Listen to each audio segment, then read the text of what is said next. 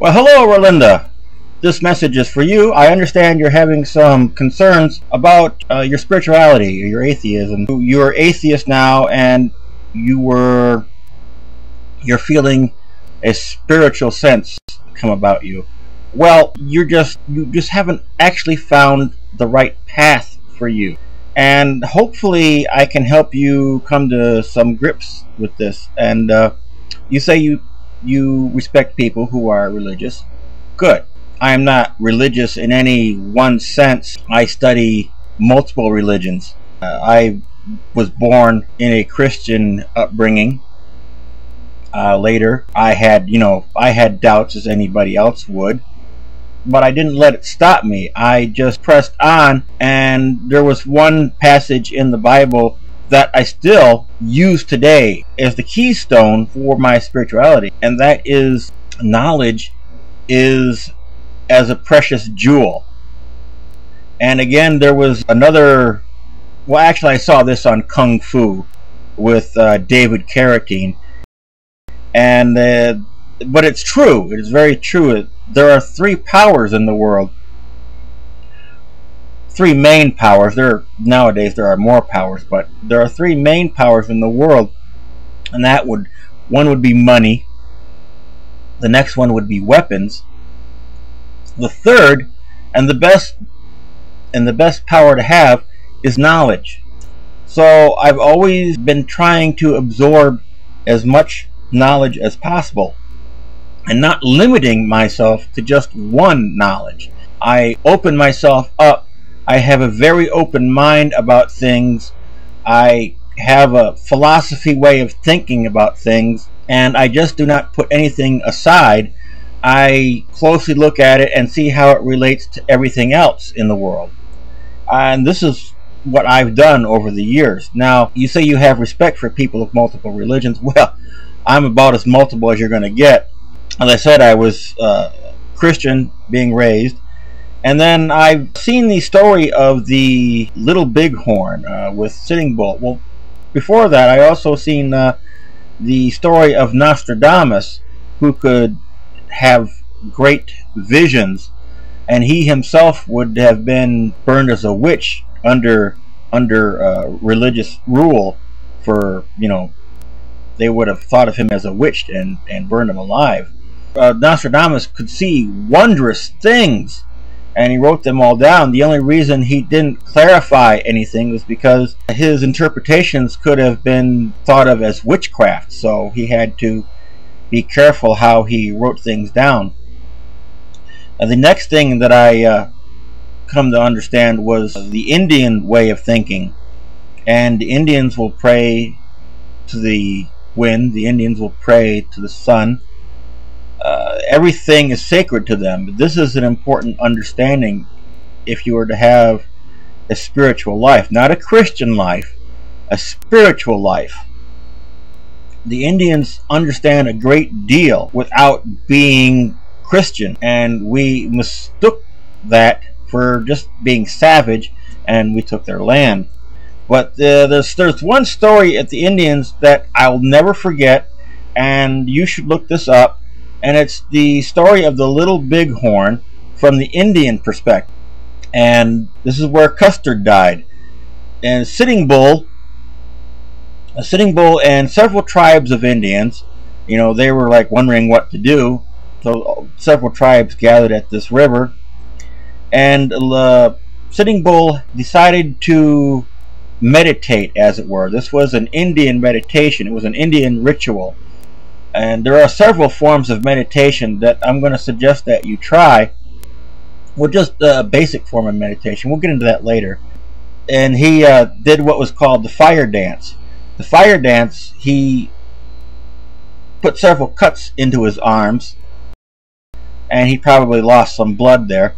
And he danced and danced and danced and danced until he was exhausted and fell down. Now, in meditation, the key to meditation is that you're trying to turn off your conscious self. You're trying to turn off your conscious eyes, ears, and let your brain try to pick up on the unconscious. You're trying to let your brain pick up on the unconscious. That's why you close your eyes. All you're doing is breathing, and you just get into a position and you meditate. And this helps you spiritually. Well, the fire dance was a form of meditation for the Indians. He danced until he was exhausted, and he passed out. All of his senses were shut off. He then had a vision of the American soldiers raining from the sky and just falling on the ground and lying on the ground like puddles of water. They weren't standing upright, they were flat. They were laid down as if, sleeping or dead. And so he took this as a sign that the soldiers are coming and we will defeat them. And that's what he told the Indians. The Indians were all revved up about this. They were ready for the attack. And Custer just showed up at the wrong time. I mean, this is the one time the Indians were ready for it, just because of this vision from Sitting Bull. And this is the reason why the Indians were able to defeat Custer. This is an amazing story and helps you get in touch with your spiritual. This is something that is a part of me. I understand this, and therefore, I accept things beyond the Bible. Another story that you will want to consider is the Buddha. PBS had a very good story on the Buddha, and you can find it on YouTube. You can probably find the Little Bighorn battle. You have to have the Indian perspective of the story, though. And the Buddha, well, I was in Laos a couple times. This is a small country about the size of Florida. It is nestled between Vietnam and Thailand and Cambodia and China. It's right in the middle of all of those. It's landlocked. And my wife is from Laos, and so I was in Laos a couple of times, and I was visiting various temples and had rough conversations with monks. I didn't speak very much Lao at the time, and so I didn't understand what Buddhism was, but I'm glad I was there to get that base knowledge, because after being married to my wife for a couple of years, I saw this special on PBS called The Buddha. It is a wonderful story. You can find it on YouTube. It has about 6 parts on YouTube. You could buy it on eBay on DVD and watch the whole thing in its entirety. But it explains that the guy, the Buddha, he was a real person. He wasn't a god, as Christianity mistakes this. Christianity is against Buddhism because they think Buddha is a god. Well, the people pray to him as a god, and I think this is a mistake. They put him up in the place of godhood, but we've done the same thing with Jesus. And I've come to a very great understanding now just because of this. The story of the Buddha is that the Buddha was born a prince. He was born into royalty. He was given power and wealth at birth. He could have done anything he wanted to. And it was also foretold he would be a great powerful commander for the armies, or he would be a great holy man. His father didn't want him to be a holy man, so he kept him inside for years, cut off from the rest of the world. He didn't see death. He didn't see illness. He didn't see a lot of things. He just, whatever was brought to him, he considered that to be normal. And one day he got tired and he ventured out, and he saw people that were sick. He saw people that were dying. And he was curious about this. And then he seen a holy man. And he didn't know what to make of this. So he gave up everything. He literally gave up everything. Wealth, power, commanding armies, to seek out this knowledge that he didn't understand. And in the process, he gained such an enlightenment of things that he had such a wisdom about him that he became the Buddha, which is a word for the enlightened one. After seeing this, I understood what Buddhism was about. I then, after finding out that a member of my own family was atheist, this was a catalyst, and I started having revelations, and I started writing these revelations down. And I have a spiritual journal. Whenever I have a new thought, I write this down. And a few of the things that I've realized is that the one thing that makes man different from all the other animals on the earth, he was given free will. I mean, no other animal has free will. A deer, it just eats grass, eats leaves, poops and reproduce. Tigers eat other animals, and they all, every animal has its cycle, and it obeys that cycle pretty much. Man is the one animal that has been given choice. He can do whatever he pleases. And one thing about this is I realized one of my first revelations was that man's will is like an elephant sitting in the street. To deal with this elephant, you can try to push it, you can try to poke it, you can try to tempt it with a treat, you could try to reason with it all day long. It won't do any good. The elephant will move when the elephant is good and ready to move. Meaning man's free will is the same. You can try to convince them all day long about something, and he'll come around when he's good and ready to come around. This was one thing that the Buddha taught his disciples. And the Buddha had disciples just as Jesus did. The one key thing that he taught his disciples is that don't just believe anything told to you, even if it's from me. You have to be able to use your own brain and weigh what was said to you and come to your own understanding. This is a great piece of wisdom. So now, another understanding that I've realized is that the Bible, we just take it word for word too much, and this is the reason why the Christians are out of control. This is why the atheists are against Christians. The Christians and the atheists are on opposite sides for the exact same reason. It's because they keep taking the Bible word for word, and we can't. One thing about the Bible that I've realized, there is a similarity between the Bible and the first wheel that was ever made. Why? Because both of these things were made with men with a primitive understanding. Meaning the first wheel, it was made of stone, right? But we've had vast improvements over the centuries.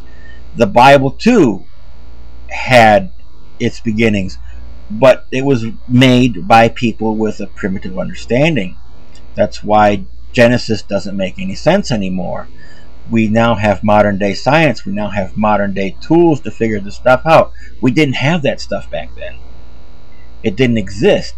We had to come up with the best reasoning we could. And Genesis, I guess, is the best. Genesis isn't totally out of whack. It does give pretty much the correct order of how things were created. I mean, everything was created before man showed up on the scene, and in that aspect, it is correct. At one point in time, we were stupid, and we gained wisdom. We realized that wearing clothes was good. So, the book of Genesis isn't totally off.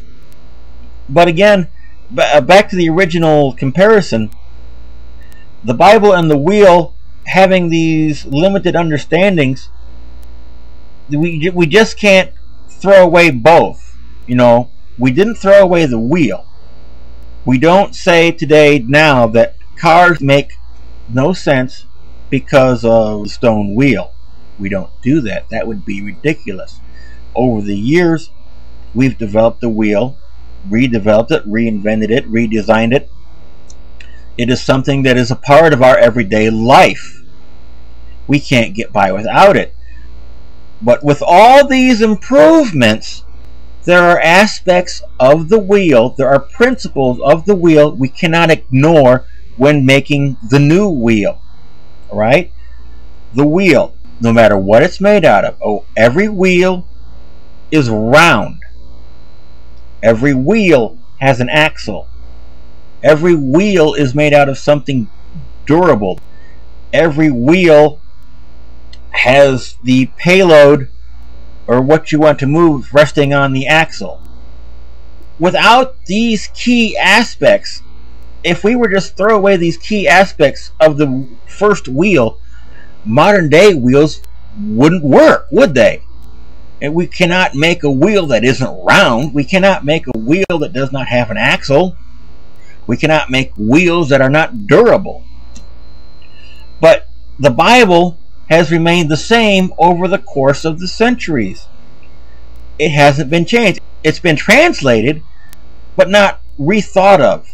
And we keep using the same original blueprint over and over and over and over again.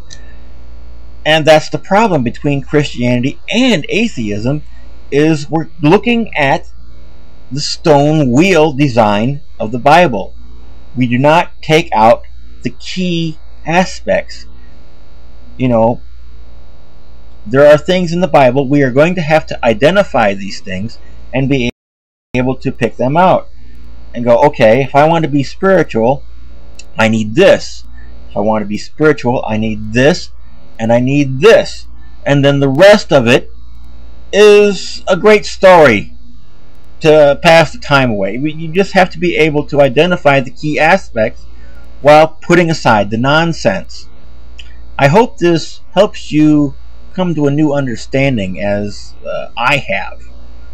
And I hope you'll take a look into more. I hope your knowledge will grow. I hope you'll choose knowledge. And please, don't totally ignore your spirituality. It's calling you. It's not calling you to be Christian. It's not calling you to be Muslim. It's not calling you to be Buddhist. But it is calling you. All you have to do is let it guide you. Don't let other people.